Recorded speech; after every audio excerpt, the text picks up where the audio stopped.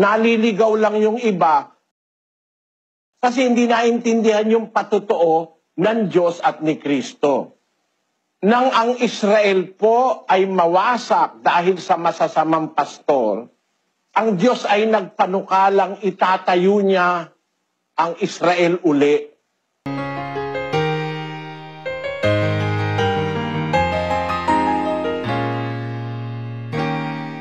Mapapatunayan niyo po ba na itong reliyon na ito ay may kaligtasan? Alam mo po kapatid, salamat po sa pagdalo mo kapatid na Julita. Alam nyo, ang magpapatunay, hindi po tayong tao eh. Ang Diyos ang dapat magpatunay. Wala pong kwenta ang patunay ng tao. Kailangan ang patunay ng Diyos. Sa unang Juan, Kapitulo 5, versikulo 9, ganito po ang sabi.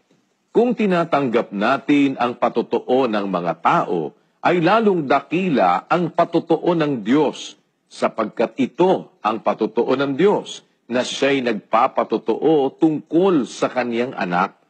Ayon, if we receive, sabi ni San Juan, the witness of men, the witness of God is greater. And there is another witness that can give us testimony about the truth. Yun po yung sinasabi rin doon sa Apokalipsis, Kapitulo 19, totoo ni Jesus. Versikulo 10. At ako'y nagpatira pa sa kanyang paanan upang siya'y aking sambahin. At sinasabi niya sa akin, ingatan mong huwag gawin iyan. Ako'y kapwa mo alipin at ng iyong mga kapatid na mayroong patotoo ni Jesus. Sumamba ka sa Diyos, sapagkat ang patotoo ni Jesus ay siyang espiritu ng hula. Yun. May patotoo rin siya ang Panginoong Jesus at yung patotoo niya, yung espiritu ng hula. Kaya pagkalimbawa, ang isang relihiyon o ang isang samahan o ang isang iglesia, kagaya ng karaniwang pagkaintindi natin ngayon, na pag sinabing relihiyon, yun yung iglesia, yun yung samahan, ang dapat nating hanapan ng patotoo ang Diyos at si Kristo, hindi ang tao.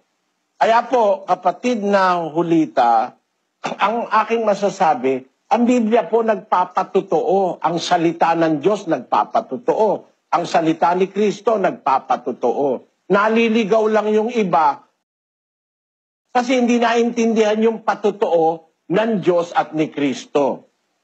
Nang ang Israel po ay mawasak dahil sa masasamang pastor, ang Diyos ay nagpanukalang itatayo niya ang Israel uli. Basahin natin ang Amos 9:11. Sa araw na yaon ay ibabangon ko ang tabernakulo ni David na buwal, at tatakpan ko ang mga sira niyaon, at ibabangon ko ang mga guho niyaon, at aking itatayo na gaya ng mga araw ng una. Ang Israel po na tinatawag na tabernakulo ni David ay mabuwal, nabuwal po kasi yan eh. Nagpanukala ang Diyos sa hula niya, itatayo ko, ibabangon ko ang tabernakulo ni David na nabuwal. Tatakpan ko ang sira niyaon, ibabangon ko ang guho niyaon, itatayo ko gaya ng araw ng una. Ano ang kahulugan ng pagtatayo na sinasabi ng Diyos na pagtatayo ng tabernakulo ni David? Ano kahulugan nun? Kunin natin ang kahulugan sa mga apostol. Sa 19 ng gawa o sa 15 ng gawa, 14. Sinaysay nga ni Simeon kung paanong dinalaw na una ng Diyos ang mga hentil upang kumuha sa kanila ng isang bayan sa kaniyang pangalan. At dito'y nasasang-ayon ang mga salita ng mga propeta, gaya ng nasusulat. Pagkatapos ng mga bagay na ito, ako'y babalik at muli kong itatayo ang tabernakulo ni David na nabagsak. At muli kong itatayo ang nangasira sa kanya, at ito'y aking itatayo. Ang interpretasyon po pala ng mga apostol, kapatid na Hulita, dun sa sinabi sa hula ni Amos na itatayo ko ikauli ang tabernakulo ni David na nabuwal na baksak. Ang interpretasyon ng mga apostol ay maliwanag. Sa 15:14 ng gawa, sinaysay nga ni Simeon kung paanong dinalaw na ng una ng Diyos ang mga hintil upang kumuha sa kanila ng isang bayan sa kanyang pangalan. At dito'y nasasang-ayon ang mga salita ng mga propeta gaya ng nasusulat, pagkatapos ng bagay na ito, ako'y babalik, muli kong itatayo ang tabernakulo ni David na nabagsak. Ang tinutukoy niya, yung bayang Israel na bagsak, nagkahiwa-hiwalay, napabayaan ng mga pastor dahil sa panluloko, pagpapasasa sa mga tupa, pinagpasasaan nila na baksak ang tabernakulo ni David, ang bahay ni David, ang bayang Israel na bagsak. Basahin po natin kapiraso ang istorya, kapatid na Hulita. 34:2 ng Ezekiel. Anak ng tao, manghula ka laban sa mga pastor ng Israel. Manghula ka at iyong sabihin sa kanila, sa mga pastor, ganito ang sabi ng Panginoong Diyos, sa aba ng mga pastor ng Israel na pinakakain ang kanilang sarili. Hindi baga dapat pakanin ng mga pastor ang mga tupa? Kayo'y nagsisikain ng gatas at kayo'y nangananamit sa inyo ng lana. Inyong pinapatay ang mga pinataba, ngunit hindi ninyo pinakakain ang mga tupa. Hindi ninyo pinalakas ang payat, o inyo mang pinagaling ang may sakit, o inyo mang tinalian ang may bali, o inyo mang ibinalik ang iniligaw, o inyo mang hinanap ang nawala, kundi inyong pinagpuno ang may karahasan at may kahigpitan. At sila'y nangalat dahil sa walang pastor. At napakaliwanag, nangalat ang Israel, nabuwal, nangalat, pinagsamantalahan ng pastor, pinagpuno ang may kalupitan at may kahigpitan. Kinakain nila yung gatas ng mga tupa, kinakain nila yung matatabang tupa, sinusuot nila yung mga balat ng tupa, kung nagsisuot kayo ng lana, sabi ng Diyos, pero pinapabayaan yung tupa. Kumakain kayo, ang tupa hindi nyo pinapakain, hindi ba dapat ang pakainin ng pastor ang tupa? Ang mga pastor ng Israel, pinapakain yung sarili nila, nagpapakain sa kanila tupa, baliktad. Parang ngayon na nagpapakain sa pastor, mga miyembro no? Hindi yung pastor ang nagpapakain at nag-aalala para sa miyembro. Baliktad. Gaya ng sinabi ni Pablo sa 2 Korinto, Kapitulo 12, versikulo 14. Basahin natin. narito, ito ang ikatlo na ako'y handang pumarian sa inyo, at ako'y hindi magiging pasanin ninyo, sapagkat hindi ko hinahanap ang inyo, kundi kayo, sapagkat hindi nararapat ipagtipon ng mga anak ang mga magulang, kundi ng mga magulang ang mga anak. Alin ba tama? Ang magtitipon, anak o yung magulang? Sabi ni Pablo, pupunta ako dyan sa inyo, mga taga-Korinto. Hindi ako papapasan sa inyo. Hindi kayo gagastos para sa akin. Sapagkat hinahanap ko kayo, hindi ang inyo. Hindi ang hinahanap ko ang inyo, kundi kayo. Sabi niya. Kaya pagpunta niya sa Korinto, sabi niya sa 15, tuloy natin. At ako'y gugugol ng may malaking kagalakan at pagugugol dahil sa inyong mga kaluluwa. Kaya pala hindi siya magpapapasan sa taga-Korinto. Siya mismo gugugol. Gugugol ako na may malaking kagalakan at pagugugol dahil sa inyong kaluluwa. Sa pagmamahal niya sa miyembro, hindi niya inaasa pati pamasahin niya o yung pagkain niya sa mga miyembro. Nagtatrabaho si Pablo ng sarili niyang sika para kumita, para wag siyang magpapasan sa mga tupa. Kasi sabi ng Diyos, dapat pakainin niyo ang tupa, sabi sa mga pastor ng Israel, kayo ang lumalamon sa tupa. Pinakikinabangan niyo yung tupa, di niyo naman inaasikaso. Ang nangyari, nangalat ang mga tupa.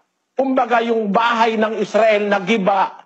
Ano ngayon ang misyon ni Kristo pagparito niya sa lupa? 15:24 ng Mateo. Basahin natin.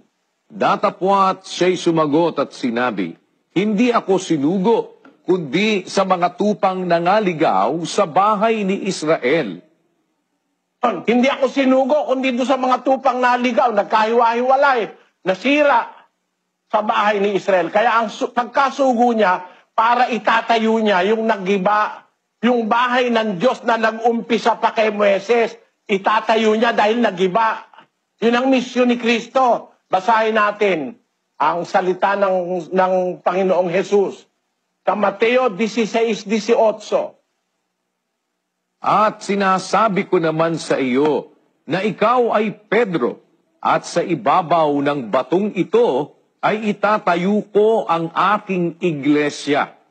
At ang mga pintuan ng Hades ay hindi magsisipanaig laban sa kanya. Pakaliwanag, kaya siya magtatayo, meron ngang nakabuwal eh. Ang paniniwala po ng mga iba, yan daw pong itatayo ay iglesia ni Kristo. Mali. Hindi iglesia ni Kristo yan. Ang itatayo niya, yung nakabuwal na. Itatayo niya lang uli. Bakit? Yun ang hula eh. Kasi nawasak yung unang bahay, yung unang iglesia. Yung Israel po, yun ang unang iglesia. Basahin natin ang 12:23 ng Ebreo. Sa pangkalahatang pulong at iglesia ng mga panganay na nangatatala sa langit at sa Diyos na hukom ng lahat at mga... May tinatawag sa Biblia, iglesia ng mga panganay, nakatala sa Diyos. Yun ang totoo. Iglesia ng mga panganay. Aling iglesia yon? Basahin natin ang 4:22 ng Exodo. Pakinggan nyo, kapatid na ulita. At iyong sasabihin kay Faraon, ganito ang sabi ng Panginoon, ang Israel ay aking anak, aking panganay. Iglesia ng mga panganay ay ang Israel. Iglesia po yan. Nung umpisa sa ilang iglesia na yung iglesia ng Israel, 7:37-38 ng gawa. Basahin natin. Ito yaong Moises na nagsabi sa mga anak ni Israel, palilitawin ng Diyos sa inyo ang isang propeta na gaya ko mula sa inyong mga kapatid. Ito yaong naroon sa iglesia sa ilang, nakasama ang anghel na nagsalita sa kanya sa bundok ng Sinai. Liwanag, ito yung Moises na naroon sa iglesia sa ilang. May iglesia na, wala pa. Meron.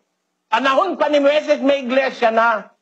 Si Moises ang puno noon at tagapagligtas noon si Moises. Kaya lang, pagkamatay ni Moises, pinagsamantalahan ng mga pastor. Nagiba ngayon yung bahay ng Diyos, yung iglesia ng Diyos na sa panahon pa ni Moises. Nagiba. Sabi ng Diyos, itatayo ko uli yan, yung tabernakulo ni David na yan. Kaya pagdating ni Kristo, sinabi niya, itatayo ko ang aking iglesia. Ang interpretasyon ng iba, ay iglesia ika ni Kristo yan. Si Kristo kasi nagtayo eh. Ang tanungin natin si Kristo, sa kanya ba yung iglesia na kanyang itatayo? Basahin natin ng 12:49 ng Juan. Sapagkat ako'y hindi nagsasalita na mula sa aking sarili, kundi ang Ama na sa akin ay nagsugo, ay siyang nagbigay sa akin ng utos kung ano ang dapat kong sabihin at kung ano ang dapat kong salitain. Nagtapat si Kristo nung nasa lupa siya, hindi ako nagsasalita sa sarili ko. Ang amang nagsugo, nagbigay ng utos kung ano sasabihin ko, kung ano sasalitain ko. Kaya nung sabihin niya, itatayo ko ang aking iglesia, hindi salita ni Kristo yun, salita ng Ama yun. Kasi ang Ama talaga ang may-ari ng iglesia. Ang tawag nga iglesia sa ilang eh. Iglesia ng mga panganay, yun ang Israel. Nawasak lang dahil pinagsamantalahan ng mga pastor. Pagdating ni Kristo, sabi niya, yung salita ng Ama, lumabas sa bibig niya, sinasabi ko sa iyo, ikaw ay Pedro. First person, yung nagsasalita. Ikaw ay Pedro, second person si Pedro. Sa ibabaw ng batong ito, third person yung bato, itatayo ko aking iglesia. Sino ba yung bato? Hindi ba si Kristo? Yun ang batong pinagtayuan ng iglesia. Sino yung first person na nagsasalita? Hindi siya. Kasi siya yung third person eh. Sa ibabaw ng batong ito, itatayo ko aking iglesia. Sabi ng salita kay Pedro. Kaninong salita yung nagsasalita?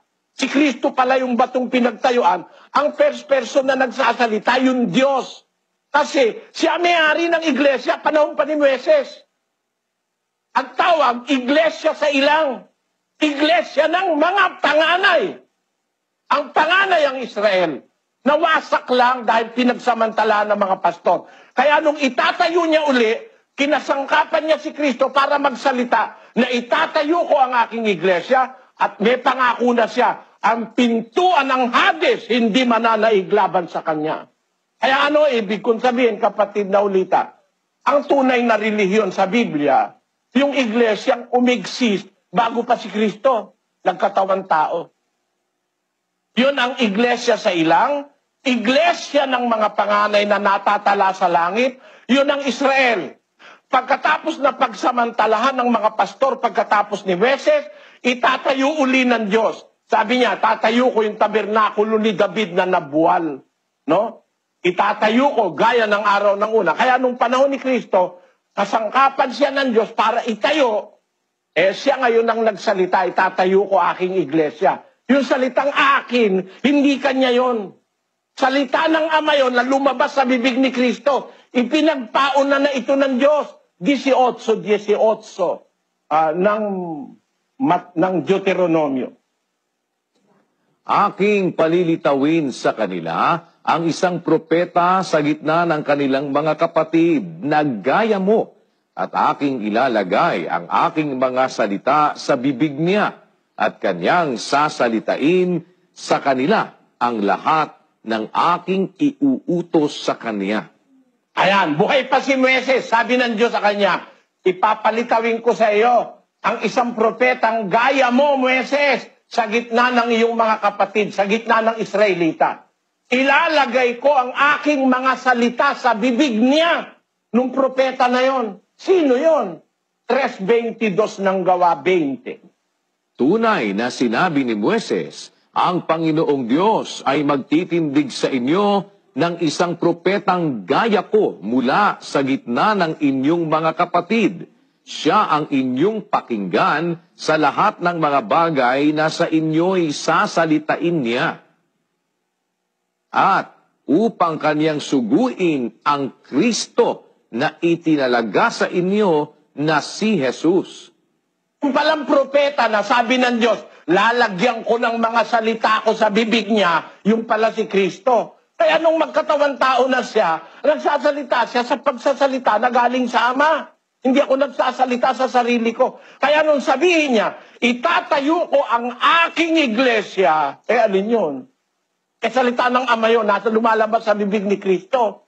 Di iglesia ng Diyos yun. Kaya nga ang iglesia ng Diyos ang mas maraming nakasulat sa Biblia. 9 na talata 11 pa sa ibang Biblia. Iglesia ng Diyos na binili ni Kristo ng kanyang sariling dugo. Iglesia ng Diyos na nasa Corinto. Iglesia ng Diyos na nasa Efeso. Iglesia ng Diyos. Sabi nung iba, ang opisyal ikang pangalan, Iglesia ni Kristo. Sapagkat yun ang pangalang ipinambati sa lahat. Pakinggan nyo, pakita ko lang sa inyo. Walang magagalit sana. Ito'y pagpapaliwanag lang ng katotohanan Sabi ng mga pastor ng iglesia ni Kristo, eto. Pakibasa. Ito po ay nasa Pasugo noong September 1976 sa page 26. Sa Roma 16:16 ay ganito ang mababasa. Magbatian kayo ng banal na halik. Binabati kayo ng lahat ng mga iglesia ni Kristo. Ang pangalang iglesia ni Kristo ang pangalang opisyal, sapagkat ito ang ipinag-utos na ipangbati sa lahat. Tingnan niyo yung pandaraya sa kapwa. Ang opisyal daw na pangalan, Iglesia ni Kristo, sapagkat yun daw ang ipinag-utos na ipangbati sa lahat. Uulitin ko nga yung Roma 16:16. Mangagbatian kayo ng banal na halik. Alin ang utos na ipinambabati? Banal na halik, hindi pangalan. Abay, nung ipaliwanag yun daw opisyal na pangalan, Iglesia ni Kristo, sapagkat yun daw ang pangalang iniutos na ipambati sa lahat. ang pangalang Iglesia ni Cristo, ang pangalang opisyal, sapagkat ito ang ipinag-utos na ipangbati sa lahat. Aba, para bang pag nagkita sila, ay ipambabati, Iglesia ni Cristo. Sasagot ka naman, Iglesia ni Cristo rin. Oh. Ganun ba ang pambati? Ang pambati, banal na halik, hindi lang si Pablo may sabi nun. Pati si Pedro may sabi nun. Basahin natin kay Pedro 5:14. Mangagbatian kayo ng halik ng pag-ibig, kapayapaan nawa ang sumainyong lahat na nakay Kristo. Ay pambabati. Pangalan ba ay pambabati? Pangalang Iglesia ni Cristo? Malaki naman pandaraya sa kapwa-tao yun. Wala naman nakasulat sa 16 na Roma na ang ipambati mo ang pangalan. Ang utos niya, magbatian kayo ng banal na halik. Ang ipambabati, banal na halik. Yun din ang sabi ni Pedro. O inulit pa ni Pablo yan sa Korinto eh. Basahin natin sa Korinto, kapatid na Luz, kapatid na Daniel, 16:20. Binabati kayo ng lahat ng mga kapatid. Kayo'y magagbatian ng halik na banal. O ano ba talaga utos na ipambati? Hindi ba halik na banal? Banal na halik? Abay, pinalitan ng pasugo. Ang pangalan ni ikang Iglesia ni Cristo, ang opisyal na pangalan, sapagkat siyang pangalang iniutos ipambati sa lahat. Malaki namang ano yan, anomalya kapatid. Malaking anomalya. Hindi ang pangalan ng ipinambabati na Iglesia ni Cristo pangalan ipambabati. Hindi. Ang ipinambabati sa all throughout the Bible, hindi lang sa Roma, pati sa Corinto, pati dun sa mga iglesia sa Ponto, Galacia, Cappadocia, Bithynia, ang inutos ni Pedro ang pambati, banal na halik, hindi pangalang Iglesia ni Cristo. Eh kung ipaliwanag nila para ibaluktot yung salita ng Diyos maliwanag naman ang pasugo na ang sabi, pangalan daw na ipambabati. Hindi naman yun ang nasa Biblia, kapatid. Kaya ako naniniwala, may tunay na iglesia sa Biblia. Ang tunay na iglesia sa Biblia ay ang iglesia ng Diyos. Kasi yun ang pangalang ibinigay ng mga apostol. Yung nasa 16:16 na Roma, hindi pangalang opisyal. Kasi plural yun Dinadaya nga nila yung pagsusulat sa English Ang nasa English, 16:16, basahin natin kapatid na Daniel. Salute one another with a holy kiss. The churches of Christ salute you. Church of Christ Churches of Christ salute you. Meaning, it is in the plural form. Bakit churches of Christ?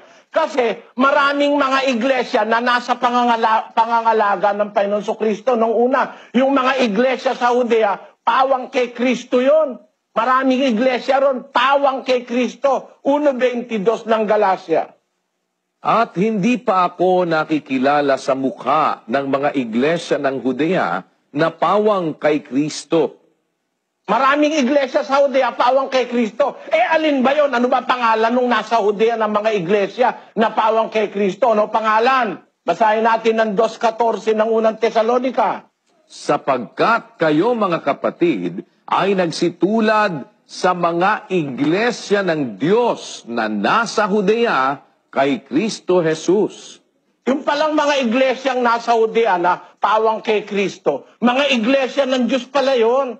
Kaya ang opisyal na pangalan ng iglesia, iglesia ng Diyos. Kasi ang opisyal na may-ari ang Diyos. Hindi naman ang Kristo may-ari ng iglesia. 3:4 ng Hebreo. Sapagkat ang bawat bahay ay may nagtayo, datapwat ang nagtayo ng lahat ng mga bagay ay ang Diyos. Ang Diyos ang may kredito sa pagtatayo, lalo na ng iglesia. Bawat bahay may nagtatayo. Pero ang nagtayo ng lahat ng bagay ay ang Diyos. Lalo na ang iglesia, ang Diyos ang nagtayo. At walang ibang pwedeng magtayo niyan. 127:1 ng awit. Malibang itayo ng Panginoon ang bahay, walang kabuluhang nagsisigawa ang nagtatayo. Malibang... Liwanag Malibang itayo ng Panginoon ang bahay, walang kabuluhang gumagawa ang nagtatayo. Alin ba yung bahay na ang Diyos lang ang may karapatang magtayo? Basa, 3:15 ng Timoteo. Ngunit kung ako'y magluwat ng mahabang panahon, ay upang maalaman mo kung paano ang dapat sa mga tao na ugaliin nila sa bahay ng Diyos, na siyang iglesia ng Diyos na buhay, at haligi at saligan ng katotohanan. Ang bahay na ang Diyos lang ang may karapatang magtayo ay ang iglesia, kapatid, iglesia ng Diyos. Ang bahay ng Diyos na siyang iglesia ng Diyos. Yung bahay na yan na siyang iglesia ng Diyos, panahon pa ni Moises, nag-i-exist na yan. Hanggang sa panahon ni Kristo, 3:1 ng Ebreo. Kaya nga, mga banal na kapatid, mga may bahagi sa pagtawag ng kalangitan, inyong isipin ang apostol at dakilang saserdote na ating kinikilala, si Jesus, na siya'y tapat sa naglagay sa kanya, na gaya rin naman ni Moises sa buong sangbahayan niya. Si Kristo, tapat sa naglagay sa kanya, sa sangbahayan niya, gaya rin ni Moises sa buong sambahayan niya. Nag-umpisa ang sambahayan ng Diyos kay Moises. Nung dumating si Kristo, pinalitan niya si Moises. Siya ngayon ang puno sa bahay ng Diyos. Dati si Moises ang puno Basahin natin ang 7 ng Gawa. Ang puno dati si Moises sa bahay ng Diyos o sa iglesyang sa Diyos. Basahin natin. 7:35. Ang Moises na ito na kanilang itinakwil na sinasabi, sino ang sa iyo'y naglagay na puno at hukom? Ay siyang sinugo ng Diyos na maging puno at tagapagligtas sa pamamagitan ng kamay ng anghel na sa kanya'y napakita sa mababang punong kahoy. Si Moises pala ang puno sa panahong Israel. Sa bahay ng Diyos na ang tawag bahay ni David. Tabernakulo ni David. Siya pala ang puno noon. Panahong Kristiyano, sino naman ang puno? Basahin natin naman ang 3:6 ng Ebreo. Datapwat si Kristo, gaya ng anak, ay puno sa bahay niya. Ang puno ngayon si Kristo. Sa bahay ng Diyos o sa iglesia, ang puno naman si Kristo. 10:21 ng Ebreo. At yamang may isang dakilang saserdote na pangulo sa bahay ng Diyos. Ang bahay ng Diyos ngayon, ang iglesia, kadugtong ng bahay ng Diyos nung una na nagiba ng pagsamantalahan ng mga pastor. Pero itinayo uli sa pamamagitan ni Kristo. Inilagay siya ngayon na puno, hindi siya may-ari. Siya ang puno, tagapamahala. 1:21 ng unang ng Efeso. Basahin natin. Sa kaiba-ibabawa ng lahat na pamunuan at kapamahalaan at kapangyarihan at pagkasakop at sa bawat pangalan na ipinangungusap, hindi lamang sa sanglibutang ito, kundi naman sa darating. At ang lahat ng mga bagay ay pinasuko niya sa ilalim ng kanyang mga paa, at siya'y pinagkaloobang maging pangulo ng lahat ng mga bagay sa iglesia. Ayun, si Kristo, pangulo, pinagkalooban ng Diyos, maging pangulo ng lahat ng bagay sa iglesia. Hindi kanya iglesia. Para sabihin mo, iglesia ni Kristo, ang opisyal na pangalan. Ang opisyal na pangalan, yung may-ari talaga. Iglesia ng Diyos. Ang may-ari talaga ang Diyos Si Kristo, ginawang pangulo sa bahay o sa iglesia. Sa kaiba-ibabawan ng lahat ng pamunuan, kapangyarihan at pagkasakop, ang iglesia ng Diyos ang itinuturo ng Biblia na pinangunguluhan ni Kristo. Kaya sa tanong ni kapatid na Hulita, mapapatunayan ko ba na ang relihiyong ito may kaligtasan? Abay, yung relihiyon po sa Biblia, yung pinangangaral ko Hindi naman ako nagtayo Hindi ako nagtayo. Ipinangangaral ko lang yung nasa Biblia. Hindi kagaya ni Mr. Manalo, nagtayo ng iglesia niya. Basahin natin ang rehistro. Is Luz?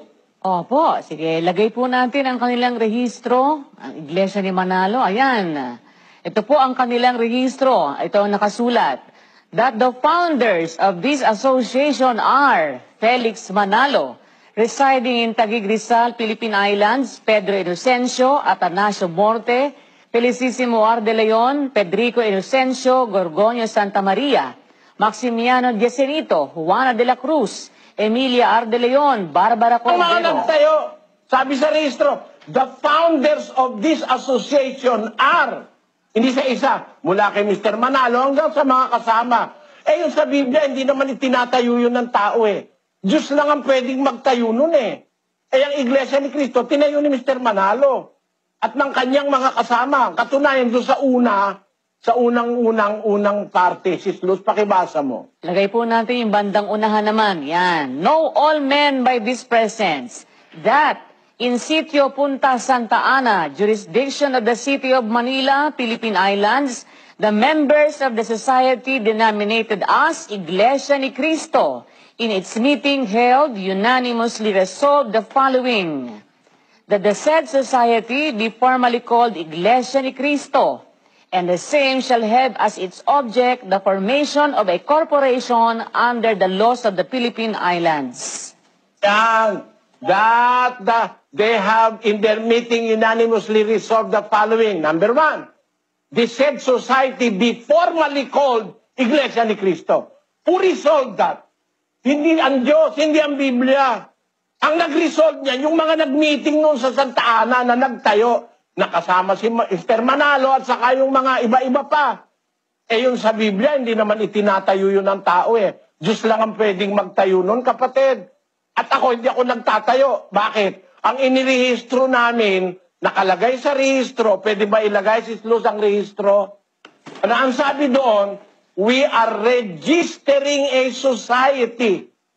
Nagre-rehistro kami ng society na naniniwalang ang iglesia ng Diyos na nakasulat sa Biblia ang tunay na iglesia. Wala naman kaming tinayong amin eh. Kaya nga kung magsalita kami, ano ang sabi ni Pablo, ano ang sabi ng Diyos, ano ang sabi ni Kristo, ano ang sabi ng mga apostol, ano ang sabi ng mga ebangelista, eh babasahin lang namin.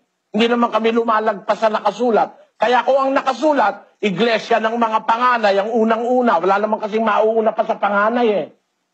Iglesia ng mga panganay, Israel. Iglesia sa ilang ang tawag. Eh pinagsamantalahan ng mga pastor pagkamatay ni Moises.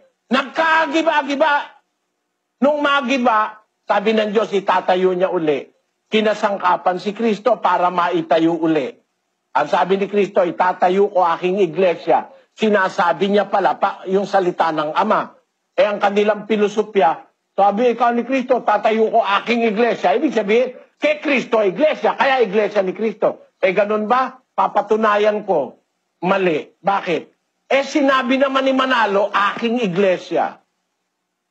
Sa labas, iglesia ni Manalo. Kaya nga hindi nila ako maidemandar yan eh. Dinimanda na nila ako, defamation. Sinawag ko raw iglesia ni Manalo. Eh yun ang sabi nyo eh. Pag sinabing akin, kanya. Eto ang sabi ngayon. Basahin natin ha.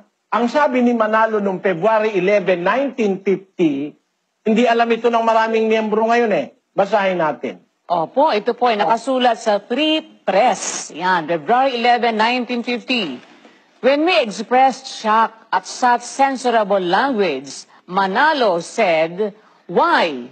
Who is Quirino? He is a man just the same as I am. I am not afraid of him. Show fear to no man. That is the best way to defend your rights. Members of my church were beaten up. Some killed because they refused to vote for Quirino." Sabi ni Manalo, am I afraid of Quirino? He's also a man like me. I'm not afraid of him. Show fear to no man. That is the best way to defend your rights. Members of my church were beaten up. Ang mga miyembro ng aking iglesia, sabi ni Manalo, na-print pa nga yan sa Free Press eh. Eh ano ba ang pakahulugan ng pasugo pag sinasabi yung my church? Ano ang pakahulugan? Basahin natin ang pasugo 1974, page 8. Ito naman po, my church. Note his words, my church. My is a possessive pronoun that denotes possession and ownership. Para palitawin nilang iglesia ni Kristo, pag ginagamit mo yung salitang my, it denotes possession or ownership. Kaya, nung sabihin daw ni Kristo, my church, kaya iglesia raw ni Kristo. Eh, paano ngayon, sabi ni Manalo, my church? Eh, di iglesia ni Manalo. Pwede nyo ba akong pagbawalang tawaging iglesia ni Manalo yan? Eh, sinabi ni Manalo, my church. Ano ibig kong sabihin? Kung magbabatay tayo sa Biblia, yung salitang my sa Mateo 16:18 is referring to the real owner of the church. And that is the owner of the words that are coming out of the mouth of the Lord Jesus Christ. I speak not unto myself, but the Father which sent me, He gave me a commandment what I should say and what I should speak. So when He said to Peter, Thou art Peter, upon this rock, I, the first person, will build my church. Who will build the church? The first person. Unto where the church will be built? Upon this rock. And the rock is Christ. He cannot be the first person and at the same time the third person. If He is the first person and the third person, He should have said, I said unto you, you are Peter, and upon the rock, which is me, I will build my church. But it is very distinct in grammar and in thought and in logic. I say unto thee, the Father is speaking through the mouth of Christ. Thou art Peter, and upon this rock I will build my church. I will prove to you, Sister Julita, that the Father was the one speaking in that particular occasion. 16:13 of the book of Matthew said, in 16:13, let us read. When Jesus came into the coast of Caesarea Philippi, He asked His disciples, saying, Whom do men say that I, the Son of Man, am? And they said, Some say that thou art John the Baptist, some Elijah, and others Jeremiah, or one of the prophets. He said unto them, But whom say ye that I am? And Simon Peter answered and said, Thou art the Christ, the Son of the living God. It was the answer of Simon Peter. Who do you say I am? After soliciting the idea of people from the apostles, who they say I am? Some say that thou art Elijah, some say you are John the Baptist, some say that you are Jeremiah, or one of the prophets. He said unto them, But whom say ye that I am? And Simon Peter answered and said, Thou art the Christ, the Son of the living God. In reply, our Lord Jesus Christ said, And Jesus answered and said unto him, Blessed art thou, Simon Bar-Jonah, or son of Jonah, for flesh and blood hath not revealed it unto thee, but my Father which is in heaven. The Father comes to the scene. This is not revealed to you by flesh and blood or by men, but my Father in heaven is revealing this to you. And I say unto thee, it is obviously from the Father in heaven. I say unto thee, thou art Peter. Upon this rock I will build my church, and the gates of hell shall not prevail against it. If you are understanding the fact or the flow of the story, the Lord Jesus Christ introduced to Peter that who revealed that unto you is not flesh and blood, but my Father in heaven, continuously revealing things. He said, I say unto thee, thou art Peter. Upon this rock, which rock? Upon this rock, that which you mentioned, that Jesus is the Son of the living God. Upon this rock, the Son of the living God, I will build my church.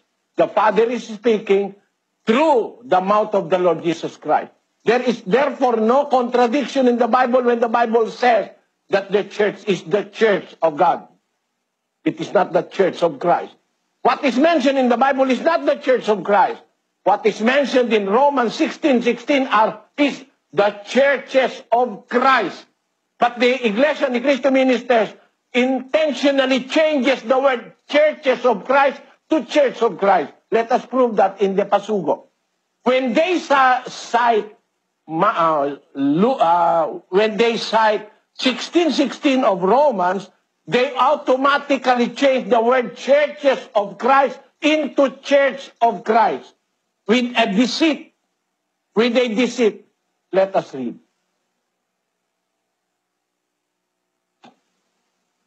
Sige po, ito. May 1973, Pasugo, in page 10.